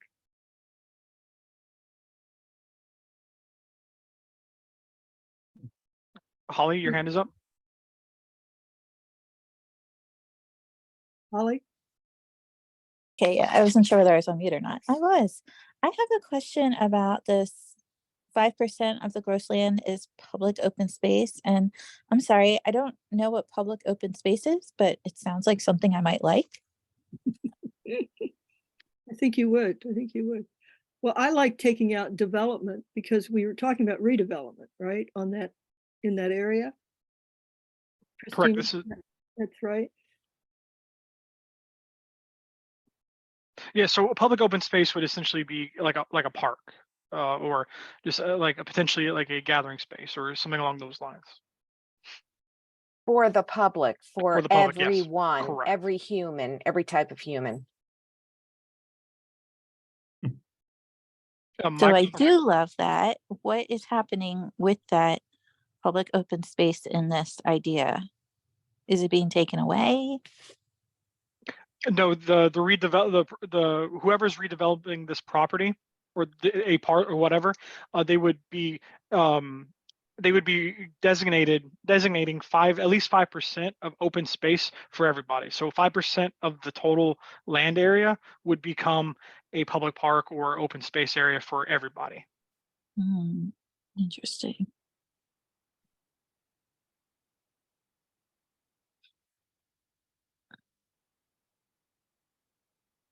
What is number one? Less than 10% of the total. Can you explain that in the terms that you did with number three? Yeah, sure. So if a developer, if whoever's redeveloping this building or structure, were to designate no less than 10% of all of the units to be affordable or workforce housing, they would, you have to match all three bullets. And how this is worded, you would have to match all three bullets. One being designating at least 10% of affordable units, providing improvements to the multimodal network, and designating that open space area. And if you do all three, you could get a density increase. So I like the idea of exploring this option. I don't like the idea of recommending it off the bat. That's all I got. So if we put explore, if we add the word explore in here at the beginning, you'd be more comfortable. I think so. I want to hear what everyone else says too. Thanks, Holly. Michael? The only comment I have is we quantify the conditions, 10% affordable, 5% open space, but we're not quantifying the increased density. So I think unless we can find a way to match the two, we probably shouldn't quantify what the exchange is without also quantifying what's received. So you could say a portion of the units to be rather than less than 10%. I mean, I'm trying to figure out how we say that, Michael. Well, if we're adding the word explore into this, we could do explore and determine determine what the density increase would be, right? And determine an appropriate amount, or determine something along those lines, kind of thing. Because if we are studying this, I think those numbers would be more finite than this simple idea. Yeah, I mean, if we can keep it open-ended on both sides, sure, I think we'll be fine. Because right now we're setting limits, no less than 10% and minimum 5%. So that's my only comment. Thanks, Michael. John?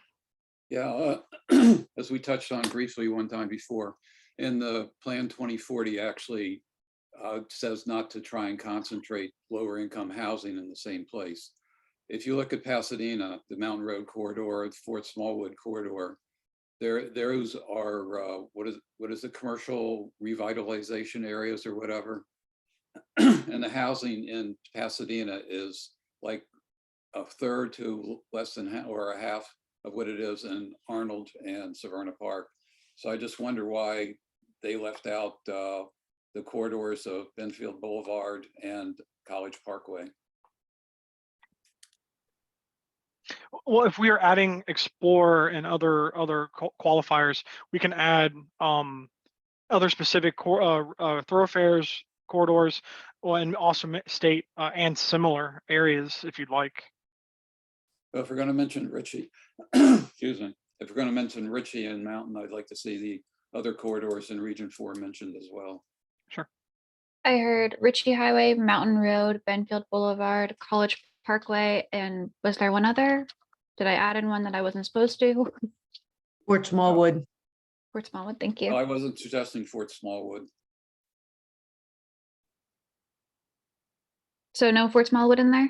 No. Okay.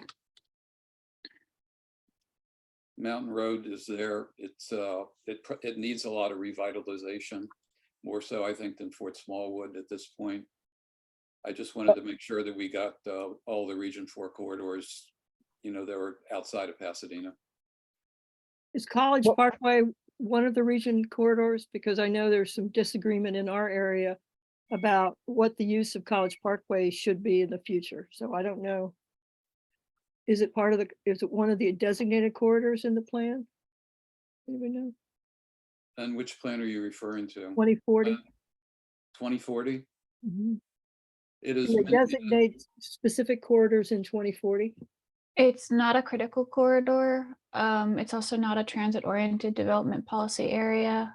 But it is in the College Parkway is in the county executive's priorities letter on transportation projects. Okay, thank you. Well, maybe on his project list, but a lot of people I know around College Parkway are not happy. So I know, but I think he carries a little weight. sometimes. I forgot where the hand raise is. I'm sorry. On the, I Let can't me get find rid it. of mine. It's under reactions, but if you have something to Okay. say and you're up here, feel free. Okay, I was just gonna ask, why, is there a limit? Like, I was just gonna say, John, why not include like Fort Smallwood Road, for example?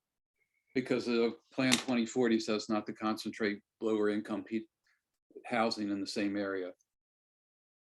Pasadena already has far more, probably has more than Severna Park and Arnold together. Yeah, okay. I just wanted to, I was just wondering about that. Yeah, no, I would like them. I'm going to send out several papers in the next few days, and one of them is on corridors and the other's on affordable housing. Thanks.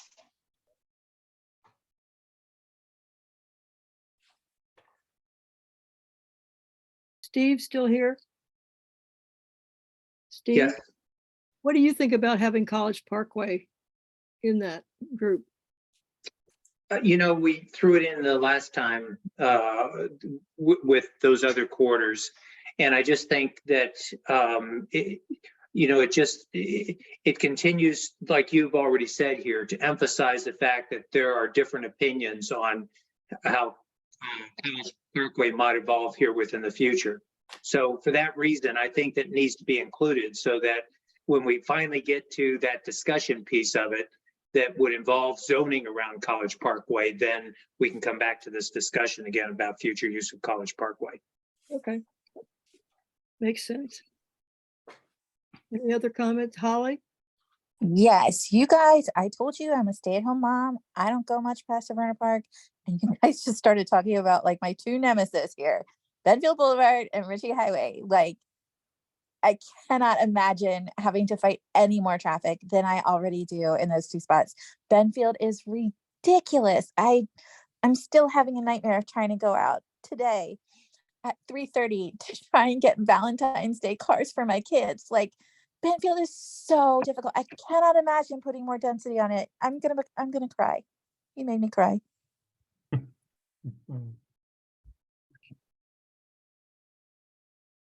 More comments?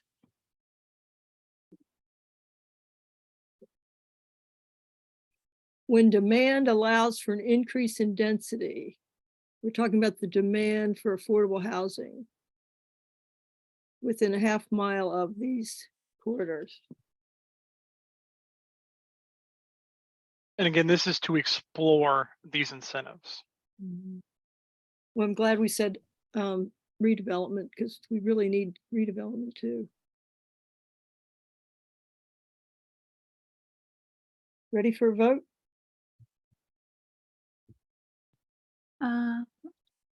If we start the vote, I'm going to start with Emma, and we're going to look at the cell that's highlighted in purple, where demand allows for an increase in density. We've got that change of explore, it's for redevelopments, and we've also got the changes of leaving the requirements a little bit more general because we're exploring. So Emma, how do you vote? I'm sorry. Sorry. I'm sorry, but can you come back to me? Oh yeah, for sure. 1 second here. Lori Cam. Yeah. Are you doing the vote right this second? I was planning on starting it. Yeah, I was surprised to be the first one. You caught off guard there a little bit. But, No worries. Aye.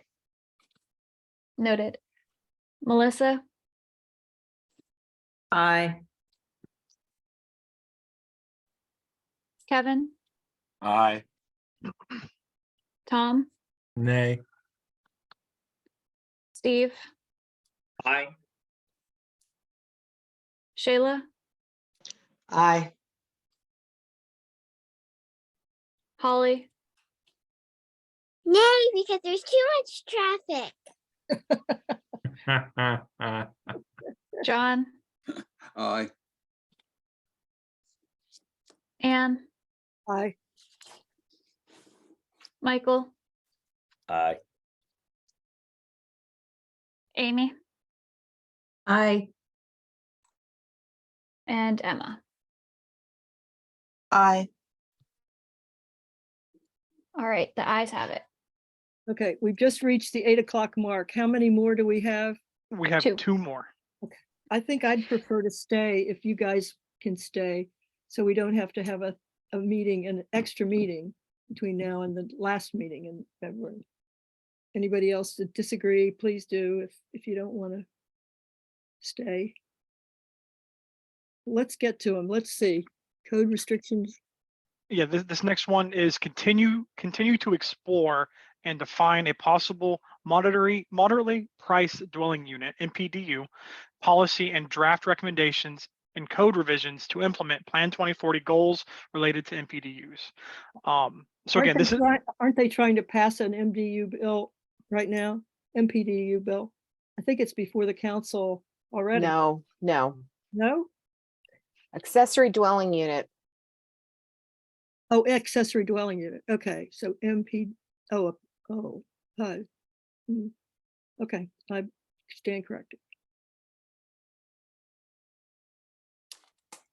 So again, this is to explore, and anything that is following that would ever be implemented would have to go in front of county council. So this would be a multiple step process outside of tonight.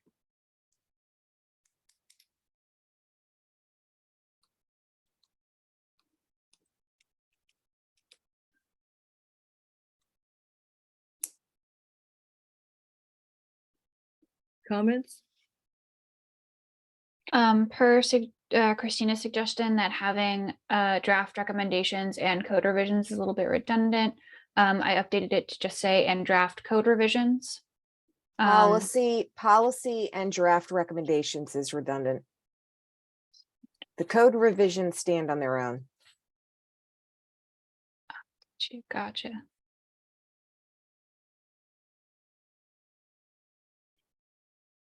So you take out policy and take out and draft? Or no? Don't take out policy.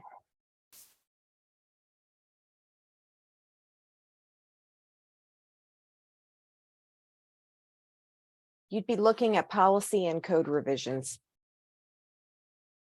You can't You really can't write code without having policy language first. Right, and so the draft, are you saying we need to take the draft and draft out and just have policy and code revisions? No, you can leave it policy and draft code revisions.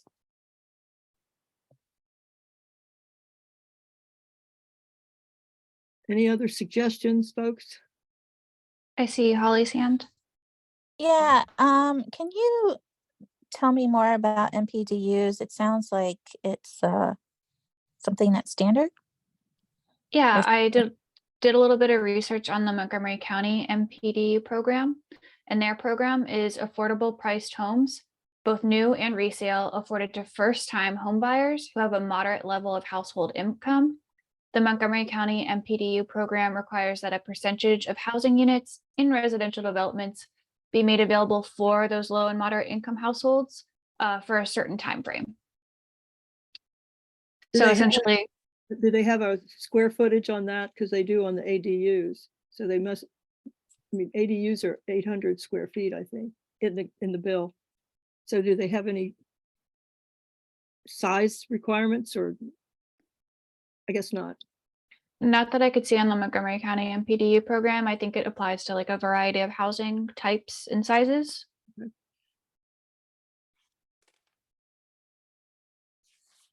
Holly, are you again? I can't tell if are you still here with the question? Oh, I am still here. No, sorry, that answered my question. Thank you. All right, folks. Can Jessica call the roll, please?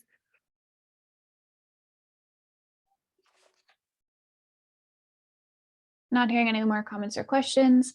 We would start this next round with Lori Can. We're going to be voting on the cell F4, continue to explore and define a possible moderately priced dwelling unit policy and draft code. Lori, how do you vote? Aye. Melissa? Aye. Kevin? Aye. Tom, Aye. Steve,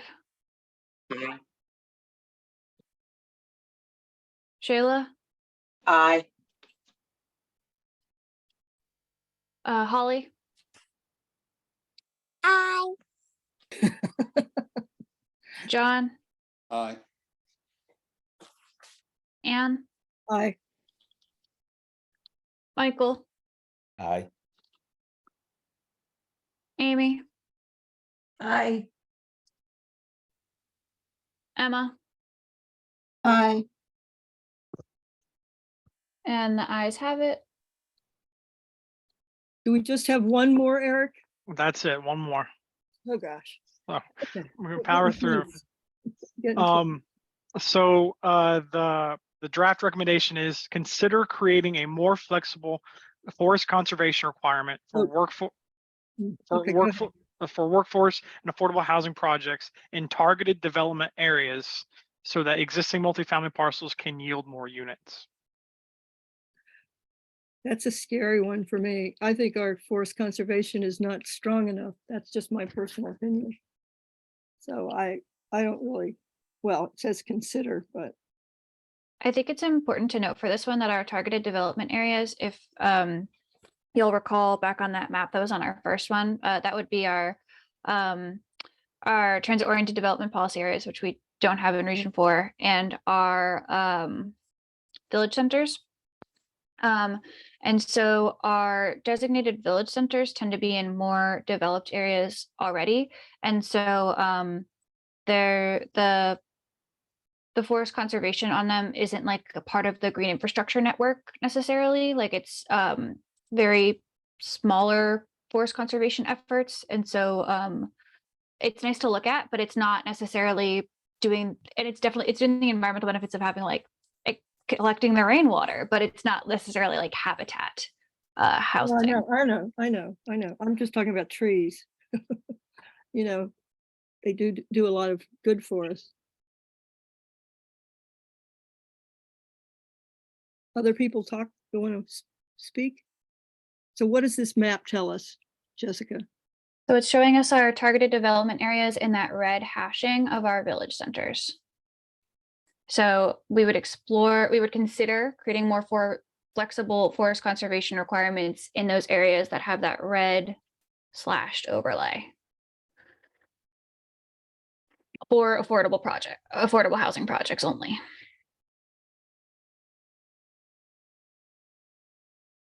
Steve?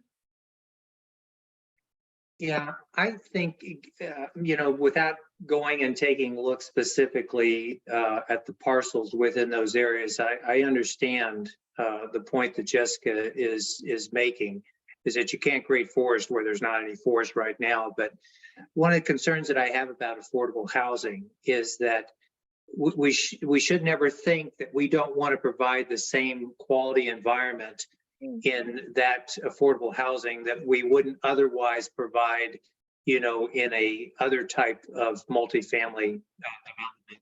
And the other part of this is that don't want to take away the option of reforestation, within that area, is ensuring that, whether it's within a landscaping plan or the forest conservation plan, there's enough trees replanted in that area to still provide for woodland, buffers, whatever in that area. So bottom line is, you still have got to make sure that you've got open space, first of all, so that you've got to be able to put your best management practices associated with that development. And then you still got to have a landscaping plan that meets buffer requirements and, whatever might be associated with that particular development as associated neighborhoods. And then finally, you've got to consider the fact that there may be other replanting that's got to go along just for forest conservation measures. I don't know how you can just take a look at this one issue. You got to see everything right now that we've been talking about with affordable housing and say, so what is it that you're left with after you consider all these other things that you're making considerations for just get affordable housing?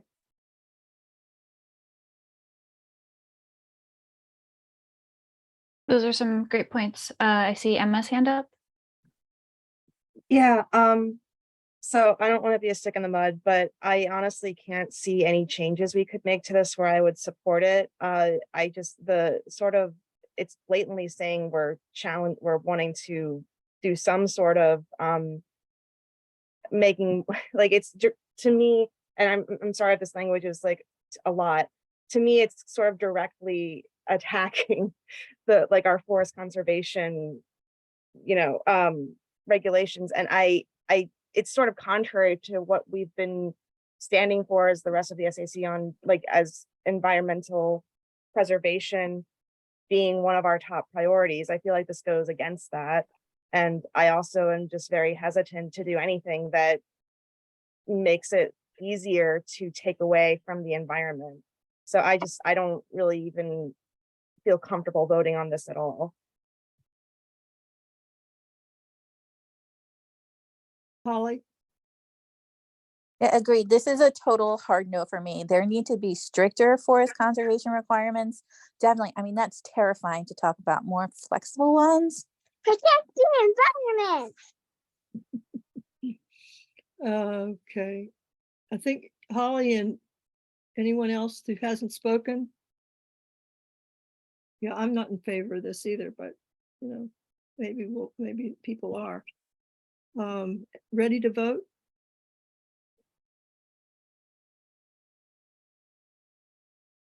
Steve, you don't have a new comment, do you? Yep. So Jessica, let's call the roll. Yep. So we're going to start this one with Melissa. We're going to be voting on the language in cell F4. Consider creating a more flexible forest conservation requirement. Melissa? No. Kevin? Yes. Tom? Nay. Steve? No. Shayla? Nay. Holly? No. Oh, gee. John?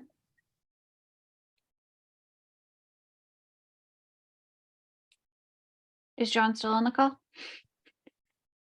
John, are you here?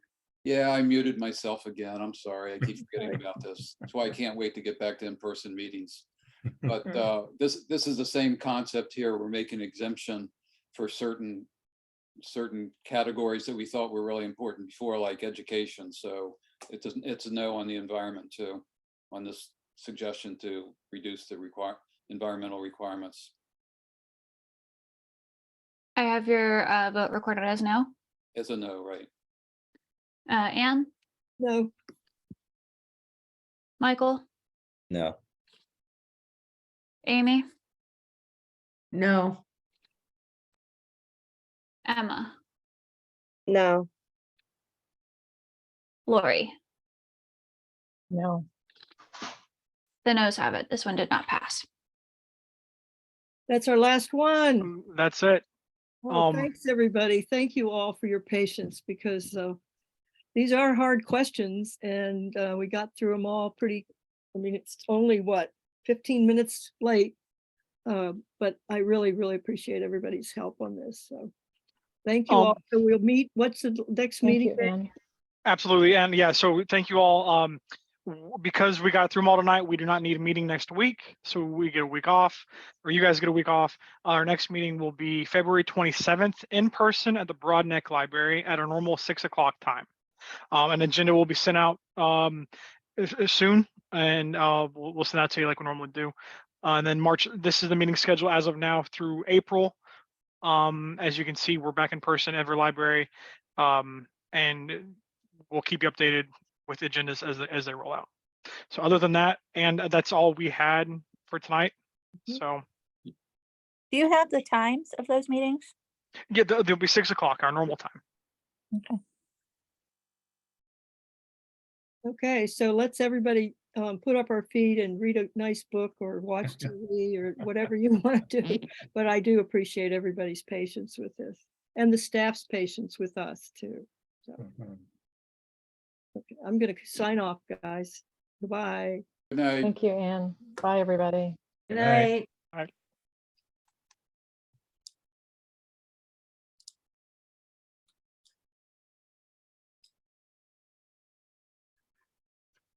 See you all later.